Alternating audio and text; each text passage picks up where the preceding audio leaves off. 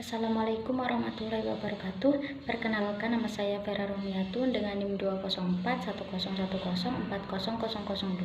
Di sini saya akan mempresentasikan tentang komponen-komponen pengembangan kurikulum. Pengertian: komponen adalah bagian integral dan fungsional yang tidak terpisahkan dari suatu sistem kurikulum, karena komponen itu sendiri mempunyai peranan dalam pembentukan sistem kurikulum. Sebagai sebuah sistem, kurikulum mempunyai komponen-komponen. Seperti halnya dalam sistem manapun, kurikulum harus mempunyai komponen lengkap dan fungsional baru bisa dikatakan baik. Sebaliknya, kurikulum tidak dikatakan baik apabila di dalamnya terdapat komponen yang tidak lengkap.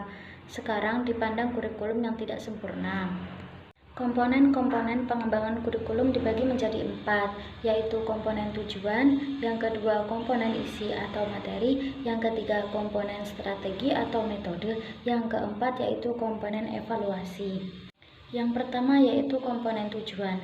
Komponen tujuan berhubungan dengan arah atau hasil yang diharapkan. Merumuskan tujuan kurikulum sebenarnya sangat tergantung dari teori dan filsafat pendidikan, serta model kurikulum yang dianut masyarakat. Dalam skala mikro, tujuan kurikulum berhubungan dengan misi dan visi sekolah serta tujuan-tujuan yang lebih sempit, seperti tujuan setiap mata pelajaran dan tujuan proses pembelajaran. Tujuan pendidikan memiliki klasifikasi mulai dari tujuan yang sangat umum sampai tujuan khusus yang bersifat spesifik dan dapat diukur, yang kemudian dinamakan kompetensi.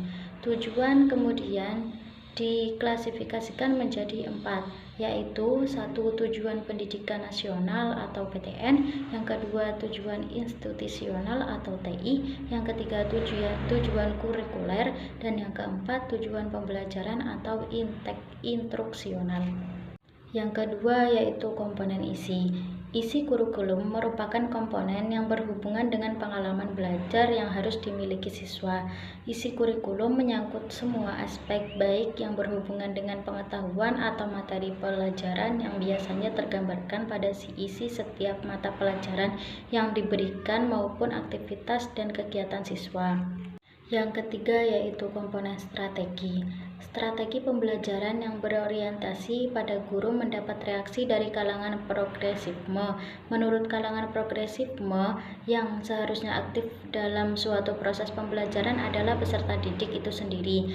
Peserta didik secara aktif menentukan materi dan tujuan belajarnya sesuai dengan minat dan kebutuhannya, sekaligus menentukan bagaimana cara-cara yang paling sesuai untuk memperoleh materi dan mencapai tujuan belajarnya. Pembelajaran yang berpusat pada peserta didik mendapat dukungan dari kalangan konstruktivisme yang menekankan pentingnya proses pembelajaran melalui dinamika kelompok.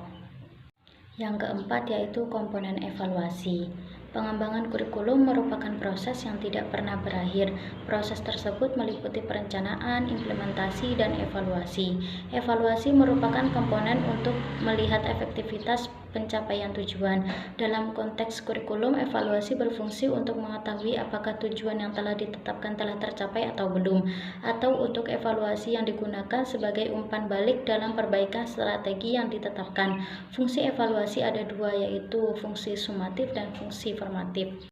Berdasarkan hasil evaluasi dapat dibuat keputusan kurikulum itu sendiri, pembelajaran, kesulitan, dan upaya pembimbingan dan yang diperlukan.